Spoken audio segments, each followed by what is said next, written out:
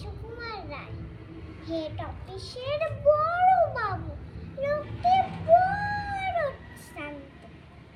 তার যেমন মাথার ব্যামো কেউ কখনো জানতো।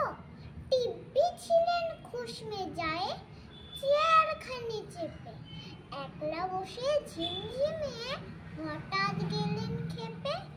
আটকে উঠে হাত পা ছুড়ে চোখটি করে গোল, আর বলেন গেলুম গেলুম আমায় ধরে তোল। তাই শুনে কেউ ভর্তি ডাকে, কেউ বা হাঁকে পুলিশ, কেউ বা বলে কামড়ে দেবে সাবধানেতে তুলিস। ব্যস্ত সবাই এদিক ওদিক করছে ঘোরাঘুরি। আবু হাকেম, ওরে আমার গোপ গিয়েছে চুরি। গোপ হারালো?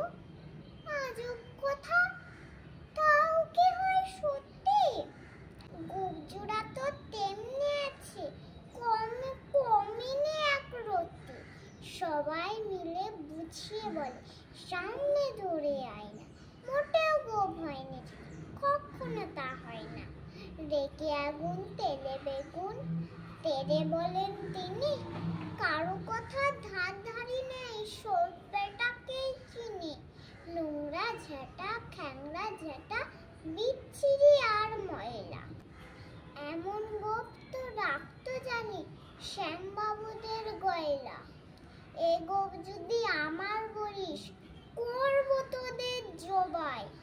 এই না বলে জরিমানা করলেন তিনি সবাই। ভীষণ রেগে ভীষণ খেয়ে দিলেন লিখে খাতায়, কাউকে বেশি লাই দিতে নেই, সবাই চড়ে মাথায়।